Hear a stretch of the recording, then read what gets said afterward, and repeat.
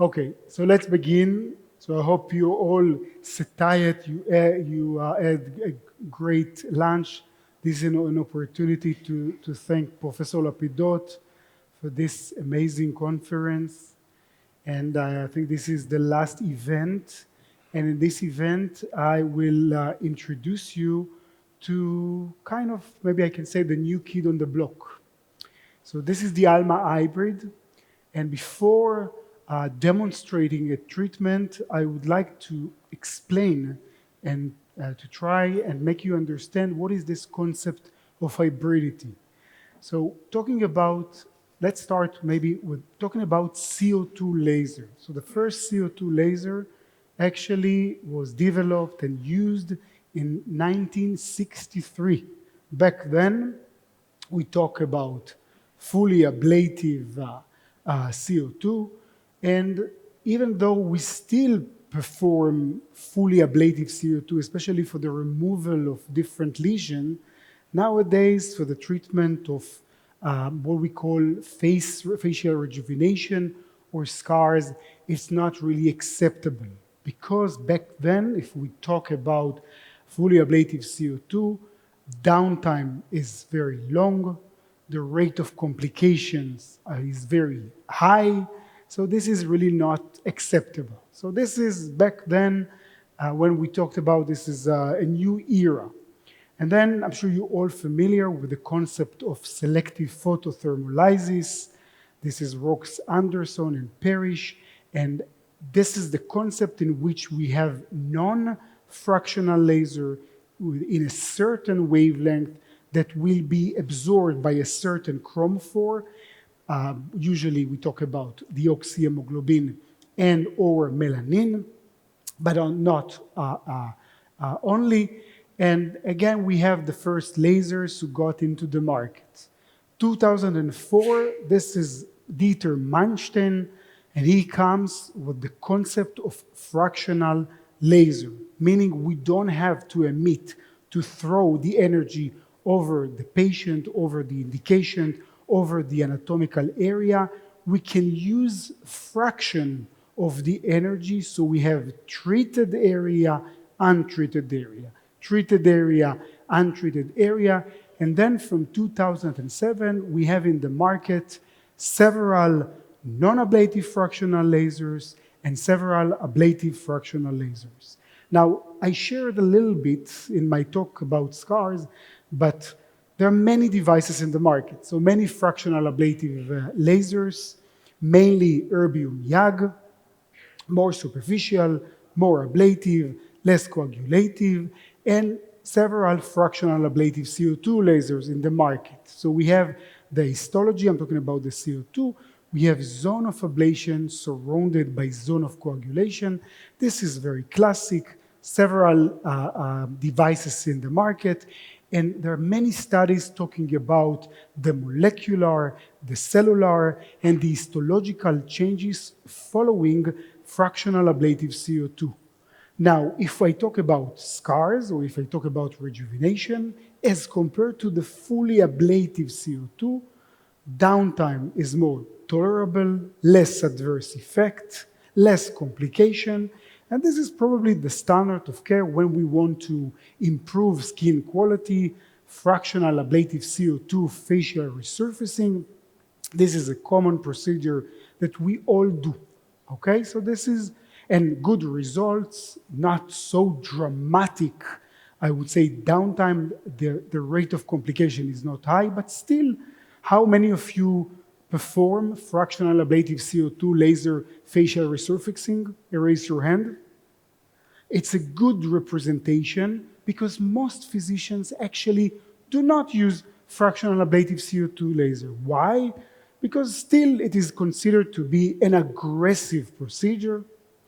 If our patient Google the right fractional ablative CO2 laser, then they see some catastrophes and they do not want to go through the procedure. So this is the fractional ablative CO2. From 2007, actually 2004, but 2007 it was applicable, there were many devices in the market. You have many non-ablative fractional laser, many wavelength, 1340, 1440, 1540, 1565, 1550, and I'm going to show you the wavelengths, the unique wavelengths of 1570. Again, talking about non-ablative fractional laser for the different indication. We don't have ablation, so the epidermis is intact. We have zone of coagulation, and it depends, the depth and the diameter, it depends on the parameter that are used. Now, we know that if we talk about non-ablative fractional laser, we have results, but the results are mild. Downtime is nearly nothing.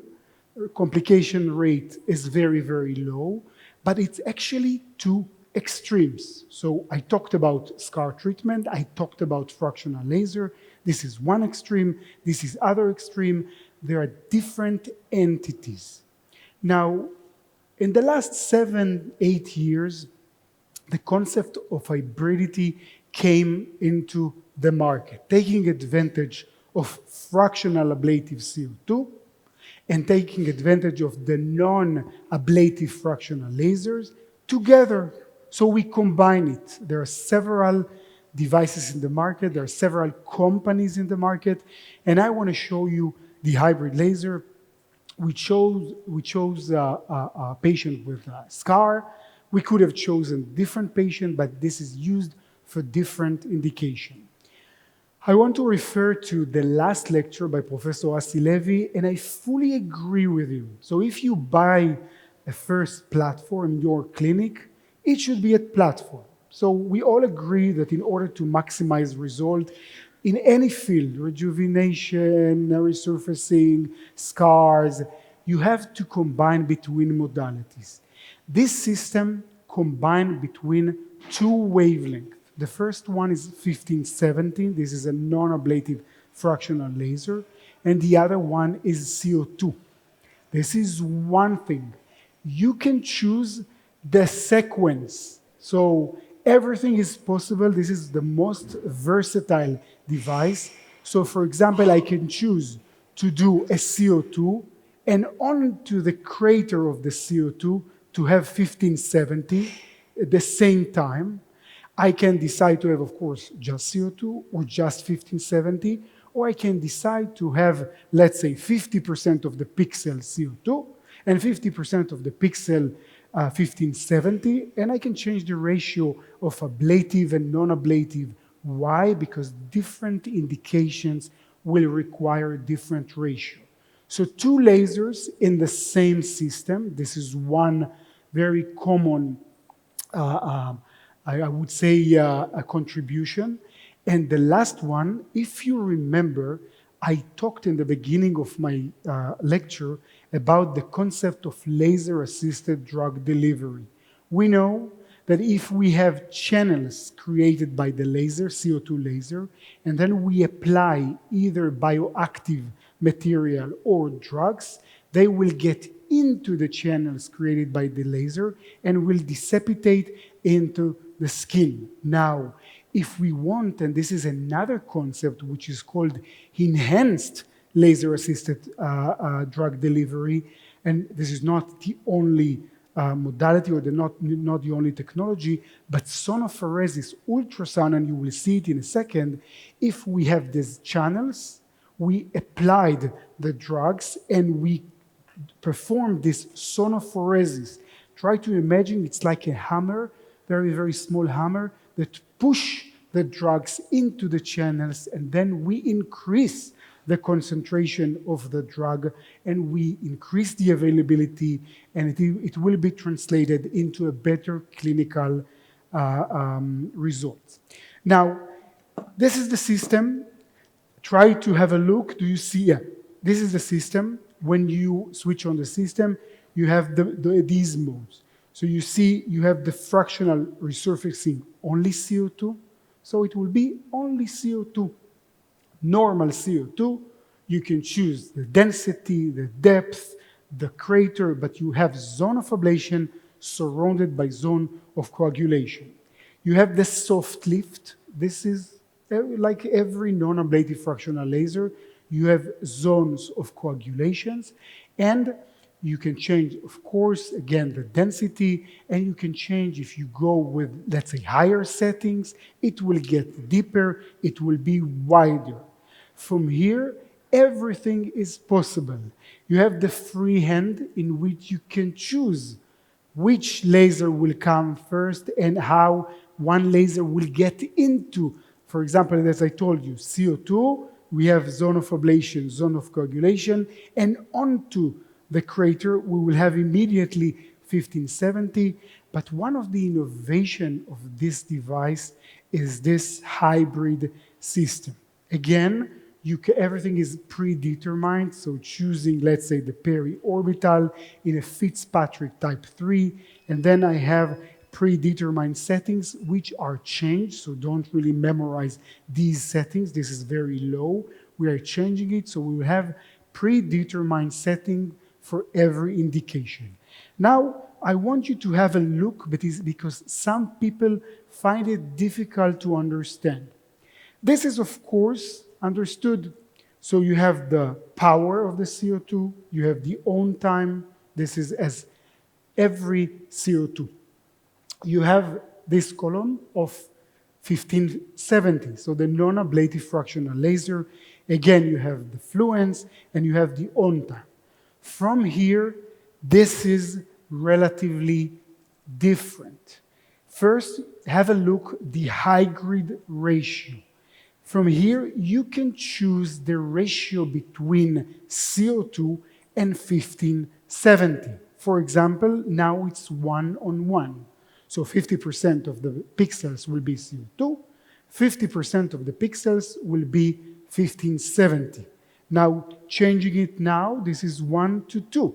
So now 2/3 of the beams of the pixels will be 1570, and only 1/3 will be CO2, and this is 3:1, and now I'm changing, I'm reversing it. So now I want it to be more aggressive. So 2/3 of the beam of the pixels will be CO2, and only 1/3 will be non-ablative. By controlling, and I remind you, usually when we have either ablative or non-ablative, we can control, either we have coagulation zone, or if we talk about CO2, we can kind of control ablation and coagulation to a different extent. Here we can actually control the ratio of ablation and non-ablation. So the rate of non-ablative fractional laser and ablative fractional laser.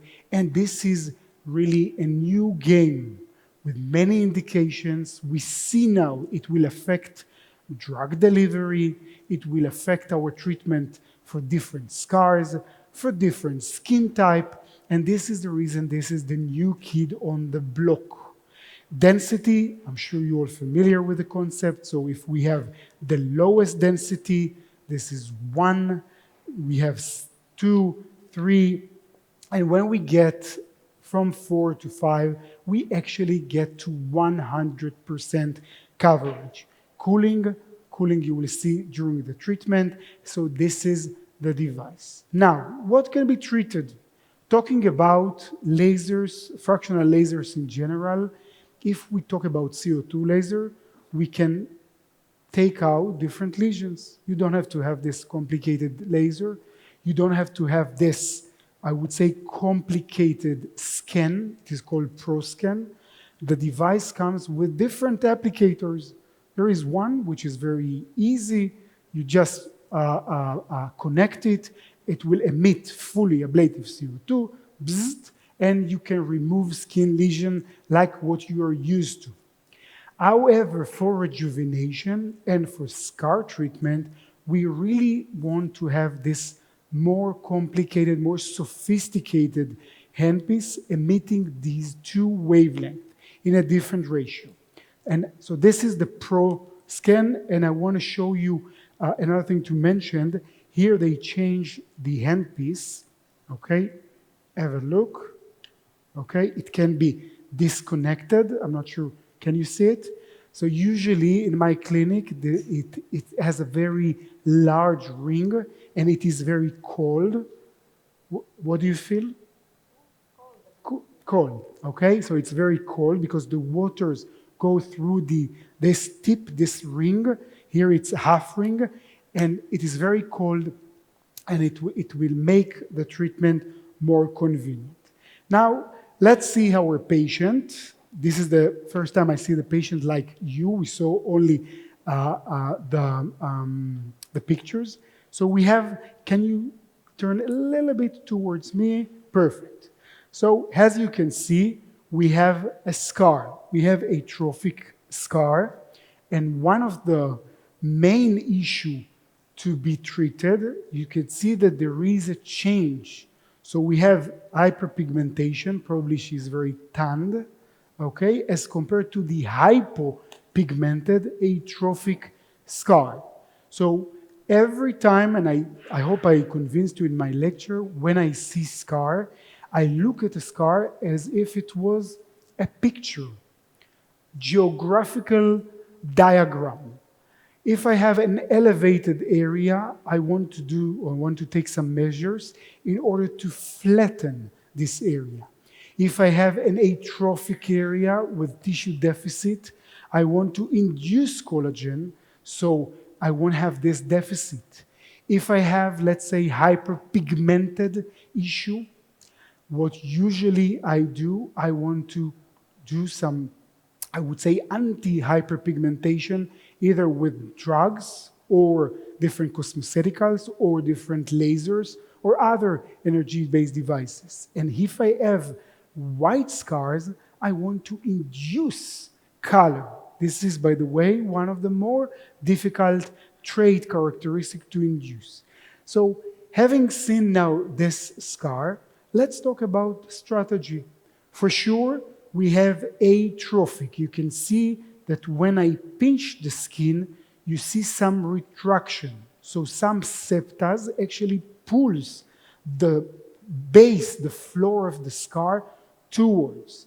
What I want to do, what I do in my clinic here, we're a little bit limited with the material.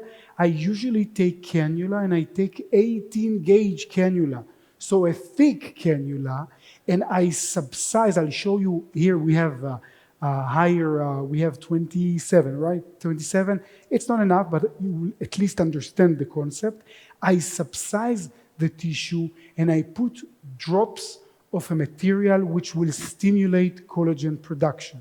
It can be either Sculptra, it can be Elance, it can be Radius. Here we're going to do it with hyaluronic acid, but special hyaluronic acid with Profilo. We've just finished a study comparing Profilo to Voluma in the aspect of biostimulation, and I'm happy to say that Profilo stimulates the fibroblasts to produce more collagen. So it has less lifting effect in the beginning, but on the long term, it will stimulate more collagen. So we will do it with Profilo, again, the subcision, following by the deposition of this Profilo. Afterwards, we want to induce collagen.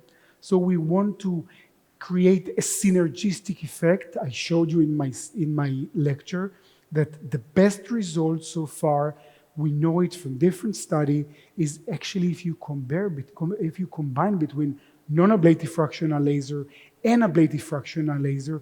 And here I don't have to use two different devices. It happens automatically. So you will see when emitting and while working out with this laser, I have 102, 11570, 102, 11570, and I will go over all the scar. Now I want your imagination. I want to induce now pigmentation. What can I do? Try to think.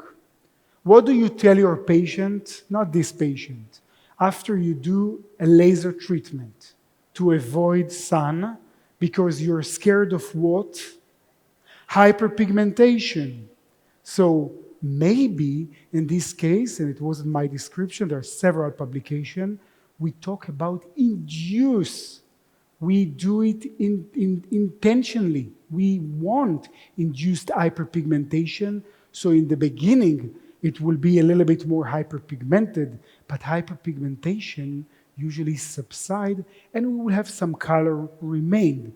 So one possibility is to perform this laser treatment and to tell her, go to be exposed to sun. This is one. Are you familiar with any laser with a certain wavelength that can induce hyperpigmentation? It is used in vitiligo. It is used in psoriasis. Wavelength of 308, excimer laser.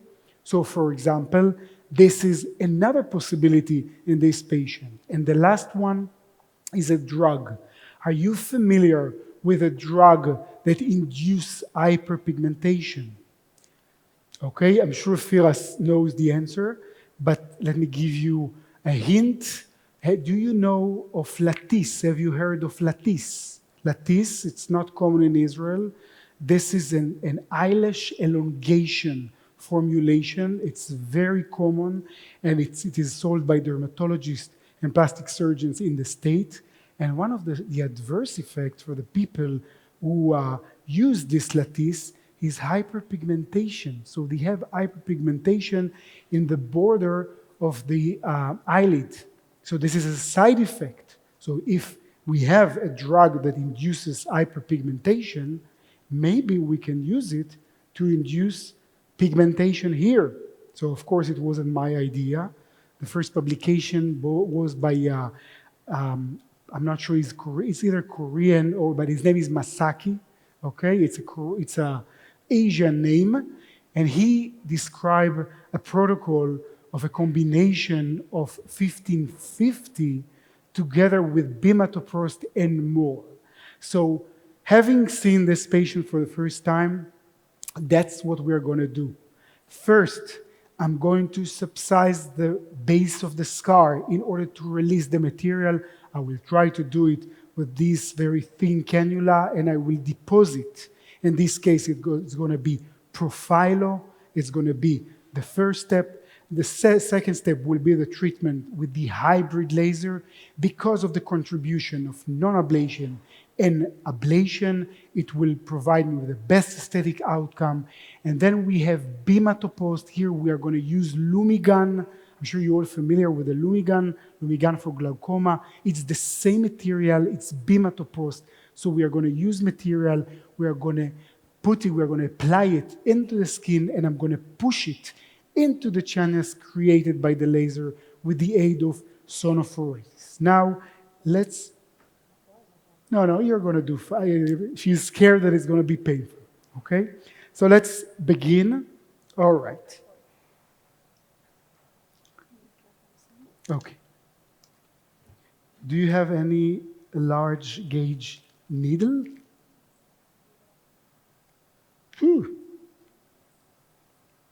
Let's try. It's a tiny needle, but let's try to do it. At least to show you the technique.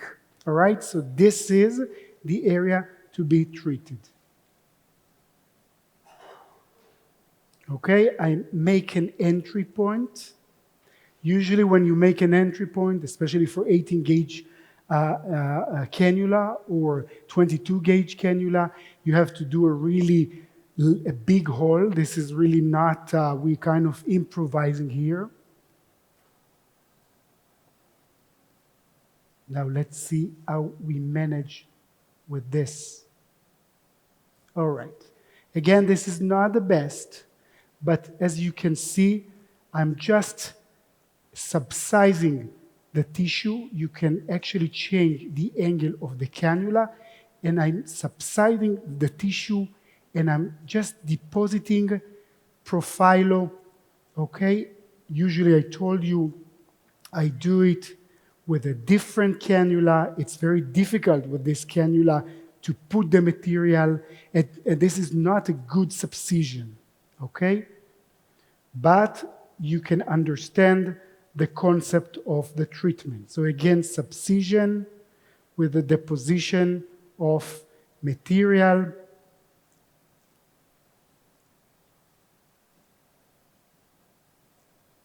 Okay, you see I'm going to all direction.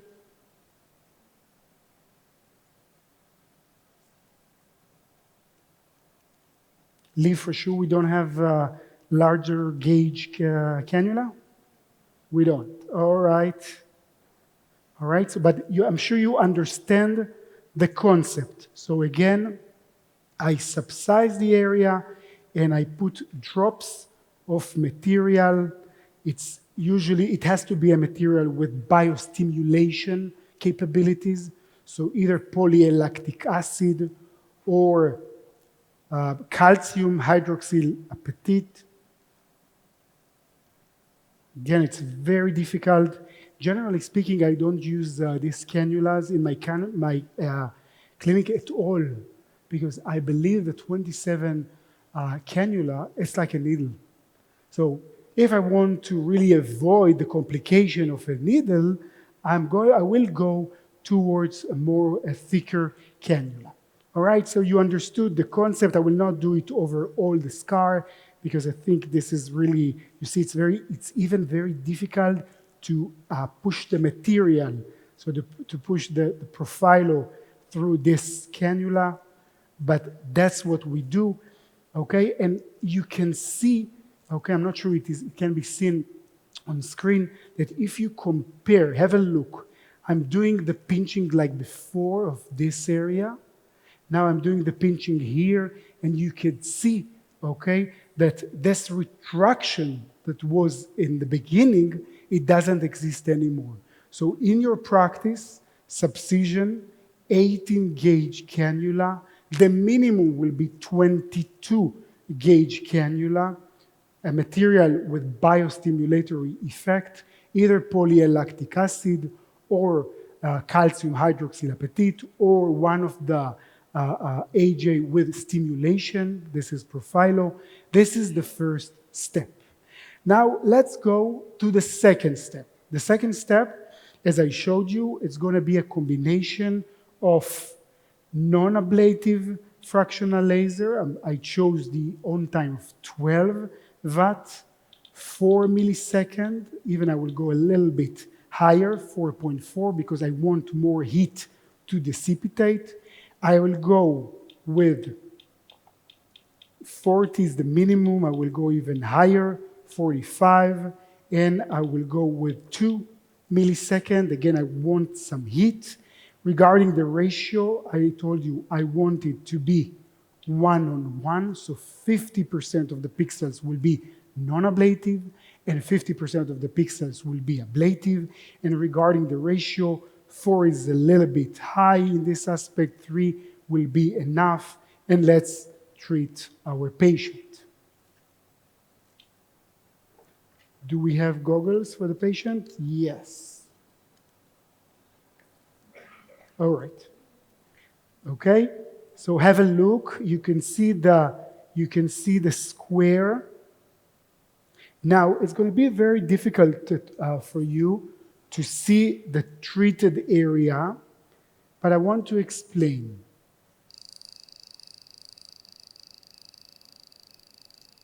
Now, what you see white dots. Very difficult to see the red dot.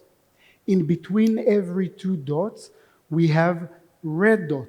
This is the sign of this is the area, this is the point through which the 1570 penetrated, and we have this zone of coagulation.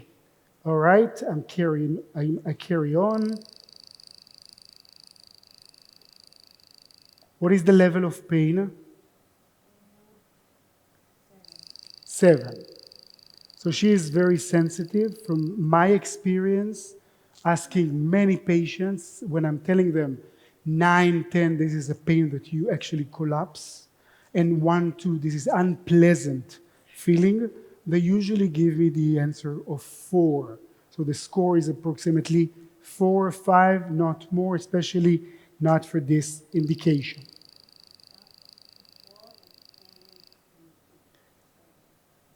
What is the 7? Between 4 to 7. Okay. All right, so I'm going over all the scar. You can see it's a very easy treatment.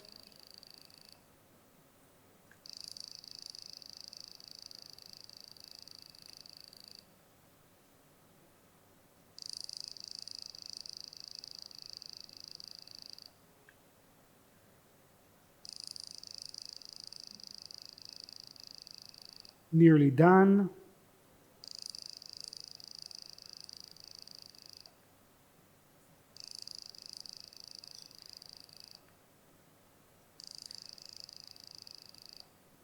And last one. Perfect. So this is the first step of the treatment. Now, whenever you do a laser treatment, you never leave an area which is very straight. You always have to feather, to paint, to brush. You have to have what we call soft edges. Different techniques, you can use the same, I would say the same parameters just to reduce the fluence or to change the density. What we like, and here with this system, there is a very good possibility. Have a look. What we do, I'm getting back, okay, to the, here I will go to the Oscar, it will help me. Again, everything is, we have predetermined settings. Here I want, no, but I want more. All right, I'm getting back to the, you see the select shape. I'm going to brush.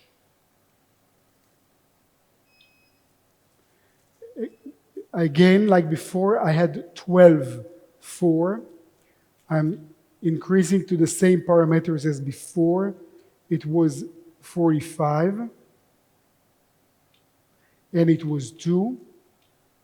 The density was 4, was 3. I will reduce it to 1. Now, I want to change, so I won't have such a big treatment area, and have a look what we do. In order to smooth the edges of the treatment, what I do, I'm just going, and this is kind of a brush technique. So with this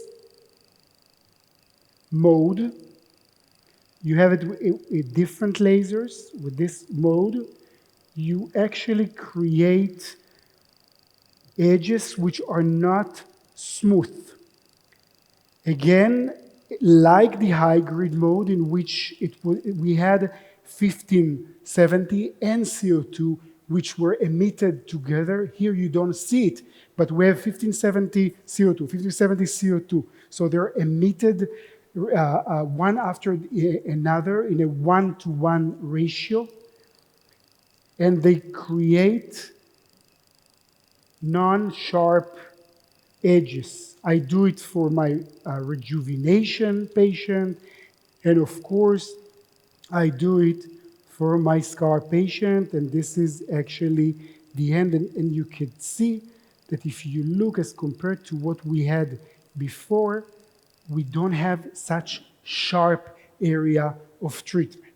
So this is regarding the laser treatment. The last phase will be doing the sonophoresis.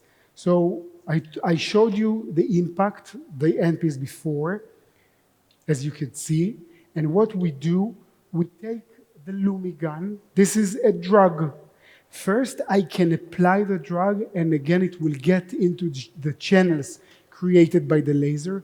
But if I want an augmented result, I will use the enhanced laser-assisted drug delivery, and I will use the sonophoresis. This is the device. It's kind of a miracle. You will see how all the drugs, so all the Lumigan, is getting into the scar, and it will have a biologic effect. I'm pressing, so it's on. It's not painful. However, what it does, it has, especially if you do it around the facial area, okay, it feels like you're in a dentist. The sound is horrible.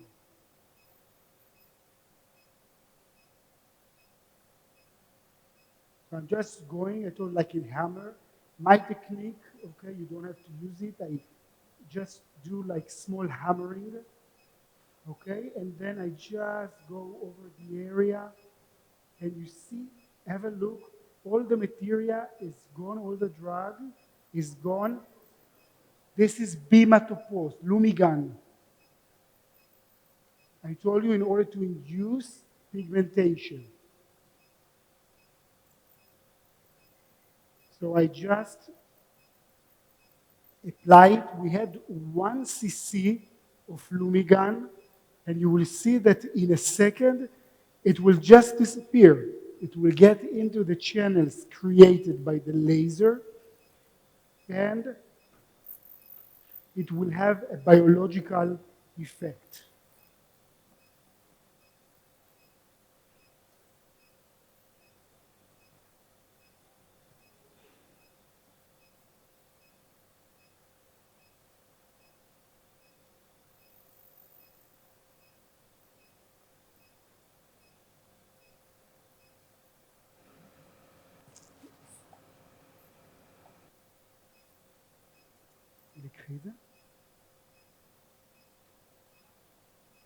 And this is the end of the treatment.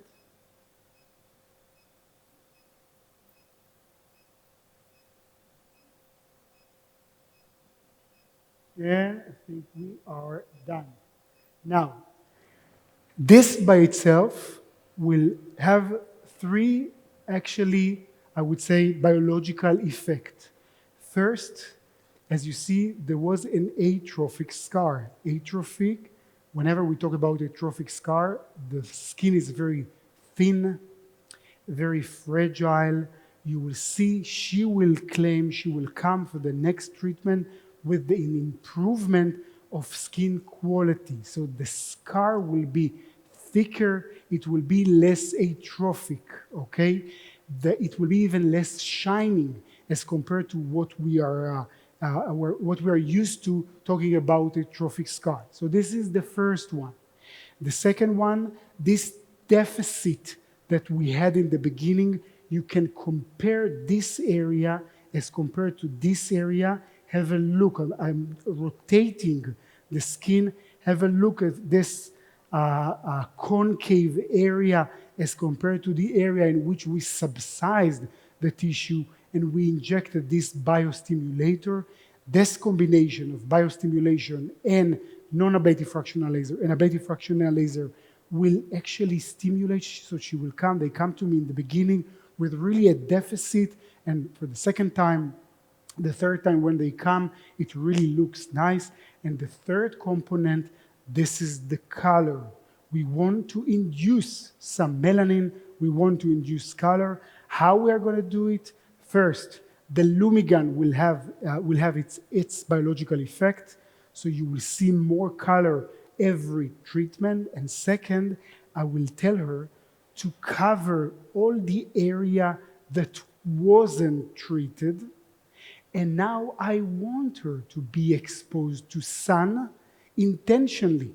I want her to be exposed twice daily, every time for 5 minutes. We're not talking about laying down in the sun.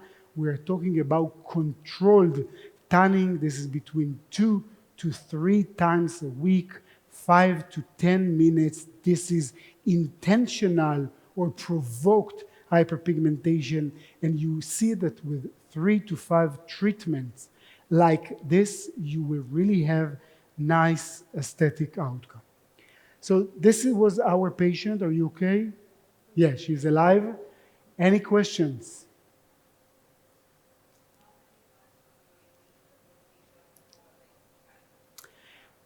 I had one case, maybe if I have the possibility to show you, because this is a really case that I in the sake of time, I just dropped the case. I will connect my laptop in a second. Let's see if it's possible. And I will show you kind of the same. It takes time. So it was a nearly 2 years treatment, at least 14 months, okay, that I recall. Okay, and regarding the treatment, we do a treatment every 6 weeks. Every 6 weeks, and you need to have several treatments. Some more questions? Yeah. Just one thing. Is it possible to connect my laptop? Yeah. So my... Yes, please, the question. Don't you have my laptop any... is, if you can connect it here, it's going to be the best. 'Cause I have a laptop here, but I don't have any... If you can connect it here, it's going to be the best. 'Cause I have a laptop here, but my laptop is, if you can connect it here, it's going to be the best. Yes. Don't you have any regrowth of the hairs with the bimatoprost? It's a good the action question. well known of this. I haven't seen it in the non-facial areas. However, in the face, I did see it, but they shed. So after a while, for some reason, maybe the stimulation is not as strong, they just shed, and this is kind of an accepted adverse effect that I discuss with my patient. After how long time? Particularly. How many times? How long time does the shade? Usually 6 months. 6 months. Thank you.